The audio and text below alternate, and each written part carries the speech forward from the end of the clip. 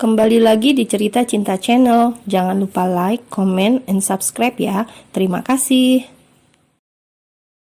Sikap yang ditunjukkan oleh Bianca membuat Maura menyimpulkan sesuatu.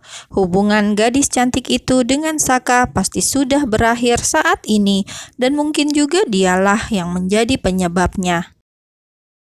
Apa hubungan kalian sudah berakhir, dan apa itu karena aku? Tanya Maura setelah menyimpulkan semuanya. Wajahnya mendadak panik karena merasa telah merusak hubungan Saka dan calon istrinya.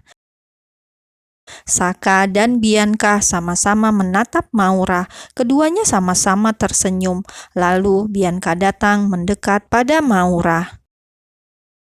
Hubungan kami memang sudah berakhir, tapi bukan karena kamu kok. Kamu jangan khawatir. Kamu dan Saka kalau memang saling mencintai, lanjutkan saja hubungan kalian, kata Bianca menjawab semua ketakutan yang sedang Maura rasakan saat ini.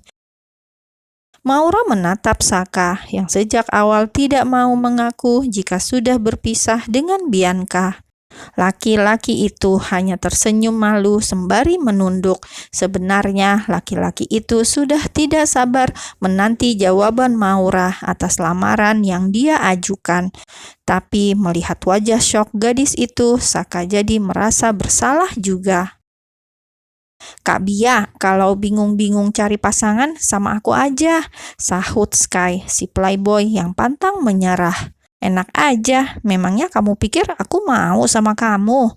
Balas Bianca, yang kemudian membuat Maura tersenyum. Sementara Sky malah terbahak-bahak. Namanya juga usaha, Kak. Kalau ditolak ya bukan rezeki. Balas Sky masih terus tertawa. Kamu kebanyakan modus, kata Bianca yang sedikit banyak sudah mengerti sifat dan karakter dari adik Saka itu. Sementara Sky dan Bianca asik tertawa, Maura dan Saka justru saling bertatapan mata. Di antara tawa Bianca dan Sky, sampai akhirnya Sky menyadari sesuatu. Kak Bia, mau aku traktir es krim gak? Yuk ikut aku bentar, ajak Sky sembari menarik tangan kiri Bianca. Kemana Sky? Bianca hampir teriak, tapi dia sadar bahwa Sky tidak mungkin akan menyakitinya. Kalian mau kemana? Maura ikut bertanya, namun Sky sudah membawa Bianca pergi dari ruangan perawatan kakaknya itu. Ra, biarkan saja, aku masih nunggu jawaban kamu loh, kata Saka dengan tenang. Kenapa? Tanya Maura pura-pura tidak tahu. Saka meraih tangan Maura yang sejak tadi tidak bergeser posisi. Aku mau lamar kamu mau nggak jadi istri aku? Pertanyaan sederhana yang membuat hati Maura berdebar-debar karenanya. Kakak udah bilang sama ayah dan ibu. Yang dimaksud Maura tentunya Pak Rizal dan istrinya, karena hanya mereka berdua yang saat ini dianggap orang tua bagi Maura. Sementara ibu tirinya di penjara dan kakak tirinya David juga seolah sudah melupakannya. Sudah semua dan mereka mengizinkan. Sekarang aku tinggal menunggu jawaban kamu saja, Ra. Mata Maura berkaca-kaca. Benarkah ini akhir dari segalanya? Apakah dia akan bahagia setelah ini? Kalau memang Mas Saka sudah yakin sama aku, ya sudah, kita menikah saja.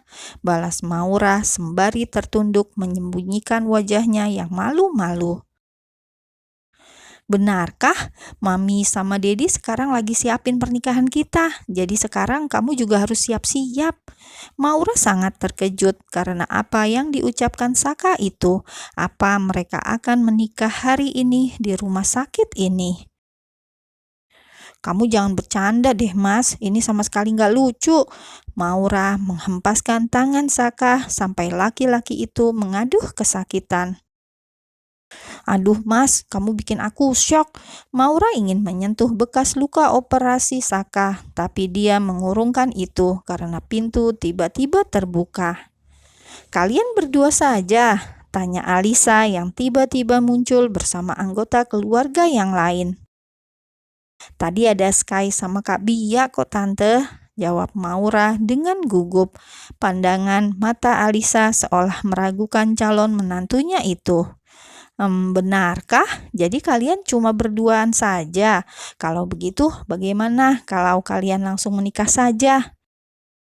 Dedi juga sudah siapkan penghulu dan wali hakimnya. Bagaimana Pak Rizal?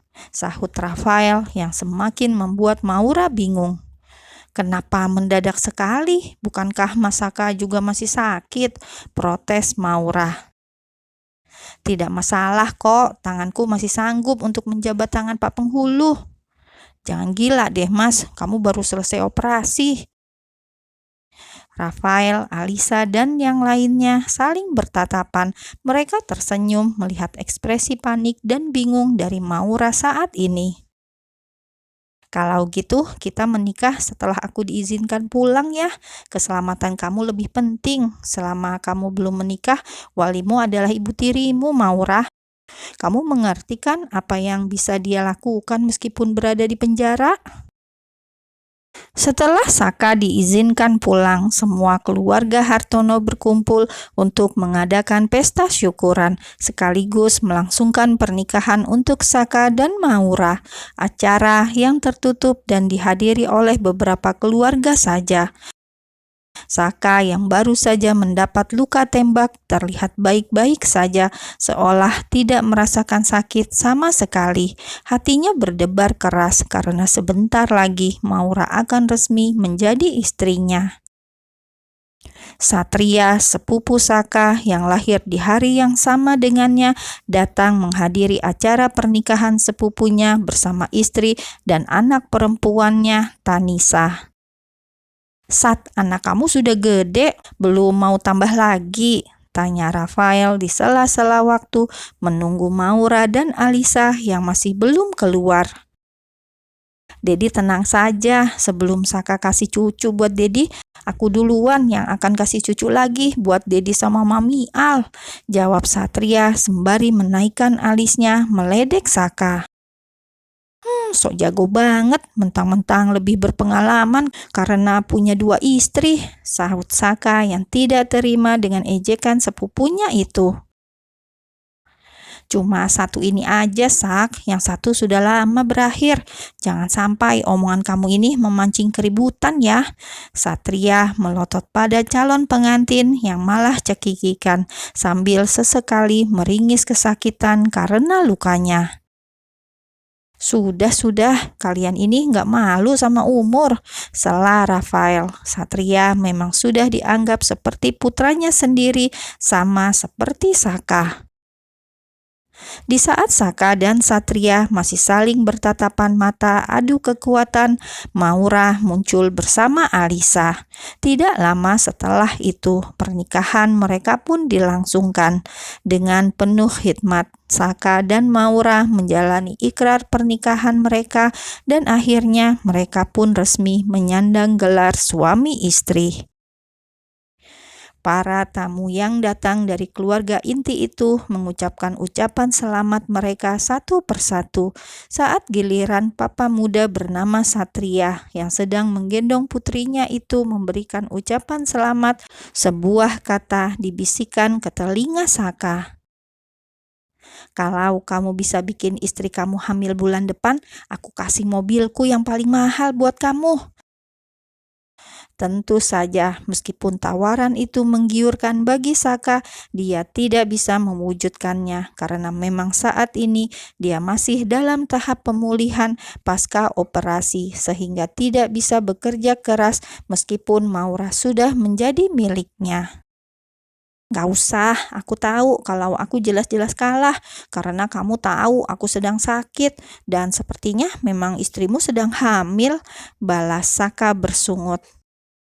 Satria tertawa meledek adik sepupunya itu. Enggak, Kania belum hamil kok. Makanya sekarang kita lomba siapa yang duluan hamil nanti.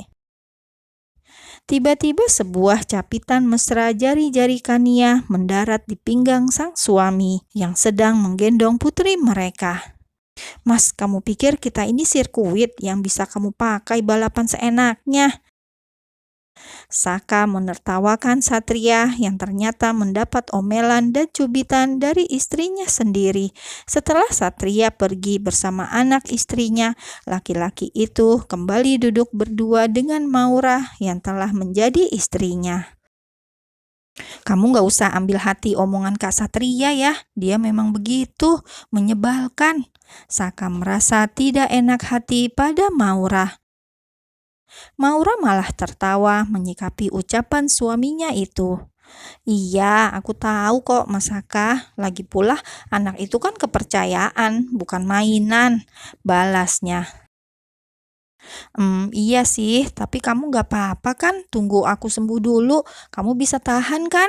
Tanya Saka yang menjurus pada malam pernikahan yang sudah ada dalam bayangannya. Apa sih maksudnya Mas? Malu tahu bahas kayak begitu? Atau kamu mau nggak kalau kamu yang lebih aktif? Nanti aku duduk diam saja, nggak banyak gerak. Mas Saka, dengan malu-malu, Maura menutup mulut suaminya agar berhenti bicara dan berimajinasi. Iya sayang, kayaknya lebih baik sekarang kita kabur saja yuk. Yang lain lagi makan-makan, kita ke kamar. Mau apa? Kan masih sakit mas, lagian ini masih sore. Ya mau berduaan sama kamu aja, aku kangen banget Ra. Pada akhirnya, dua manusia yang baru saja meresmikan hubungan mereka itu kini melarikan diri ke kamar Saka. Ternyata suami Maura itu sudah tidak sabar ingin memiliki sang istri seutuhnya. Padahal sebelumnya dia sudah berencana menunda malam indah mereka. Loh, kakak kamu kemana, Sky? Tanya Alisa yang kini sedang menggendong putrinya Satria. Kayaknya lagi bikin cucu buat mami, jawab putra kedua Alisa itu dengan santai. Oh, syukurlah kalau begitu. Biarin aja, siapa tahu nanti mami bisa cepet gendong anaknya kakakmu. Hes, mami, padahal anaknya baru selesai operasi. Sementara di kamarnya, Saka sedang menatap takjub pesona Maura yang dulu pernah menyelamatkan nyawanya. Wanita itu terlihat tegang karena Saka menginginkannya sekarang. Kamu siap, Ra? Pelan-pelan, Mas. Kamu kan masih sakit, kata Maura khawatir. Tenang aja, sayang. Aku bisa tahan kok.